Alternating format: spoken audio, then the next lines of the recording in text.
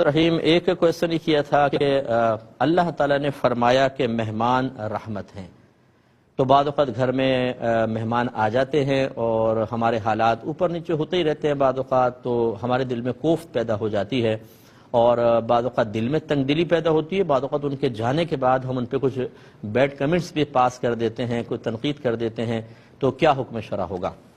دیکھیں بہن، پہلی بات تو اچھی طرح یاد رکھیں کہ جب تک آپ کو کنفرم نہ ہو کوئی بھی بات اللہ اور اس کے رسول کی طرف منسوب نہ کریں، کیونکہ یہ جھوٹ منسوب، اگر وہ جھوٹی ہوئی تو جھوٹ منسوب کرنا لازم آئے گا، اور قرآن یہ کہتا ہے کہ اس سے بڑھ کر ظالم کون جو اللہ تعالیٰ کی طرف وہ بات منسوب کرے جو اس نے نہیں فرمائی۔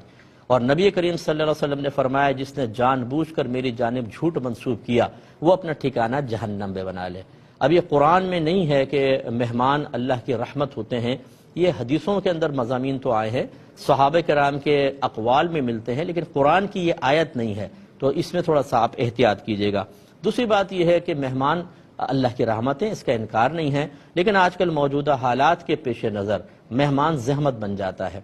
رحمت تو پہلے دور کے مہمان تھے کہ اگر آئے ہیں کچھ نہیں ہے، سامنے 2 کھجوریں بھی رکھ دی ہیں تو وہ ناراض نہیں ہوتے تھے، اگر کچھ کھانے کو نہیں ہے، تھوڑا بہت روٹی کا ٹکڑا اور زیتون کا تیل رکھ دیا گیا ہے، وہ اس کو بھی اللہ کا شکر ادا کر کے کھا لیا کرتے تھے۔ آج ہمارے مہمان آتے ہیں تو وہ تو ڈیمانڈ کرتے ہیں، بریانی ہونی چاہیے، پلاؤ ہونا چاہیے، زردہ ہونا چاہیے، یعنی گوشت کا آئٹم تو ضرور ہو، اچھا ہو، اگر آپ نے خالی دال رکھ دی تو ناراض ہو جائیں گے۔ اب ان تکلفات میں پڑنے کی وجہ سے وہ مہمان رحمت کم اور زحمت زیادہ محسوس ہوتا ہے، اور پھر اگر 5، 6، 10 آدمی آ جائیں تو آج کل کی مہنگائی کے اعتبار سے آرام سے 4 سے 5 ہزار کی دعوت تو کہیں پر بھی نہیں گئی،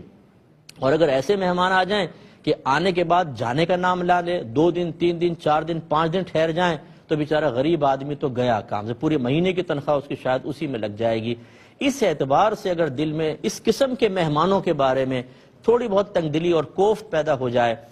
غیر ارادی طور پر تو یہ انشاءاللہ معاف ہوگی، لیکن مطلب یہ کہ کمنٹس پاس کرنا، غلط برا بھلا کہنا، یہ بھی مناسب نہیں ہے۔ اگر اب کرنا ہی ہے نا تو دل سے کر دیں، چلو اللہ کے لیے کر دیں تو ثواب ملے گا، یہ اس طرح کے کمنٹس پاس نہ کریں، لیکن جو غیر اختیاری طور پہ قلب پہ کوفت کی کیفیت طاری ہوئی ہے تو اس کے ہمیں اللہ تعالیٰ نے اس پر ہمیں مکلف نہیں بنایا کہ ہم اس کوفت کو ہی پیدا نہ ہونے دیں۔ لا یکلف اللہ نفسا الا وسعها، اللہ تعالیٰ کسی جان کو اس کی ہمت سے زیادہ آزمائش میں مبتلا فرماتا ہی نہیں، یہ ہماری مطلب ہمت سے باہر ہے، تو اس پہ معاف ہوگا۔ لیکن جو بول رہے ہیں آپ، یہ تو آپ کی قدرت و اختیار میں ہے، غلط بولیں گے، مہمان آیا تھا آپ نے الٹا سیدھا بولا، اس پر ہو سکتا ہے کہ مطلب آپ کے ثواب میں کمی آئے یا آخرت میں آپ قابل گرفت بھی ہو سکتے ہیں، اس میں احتیاط کر لیں۔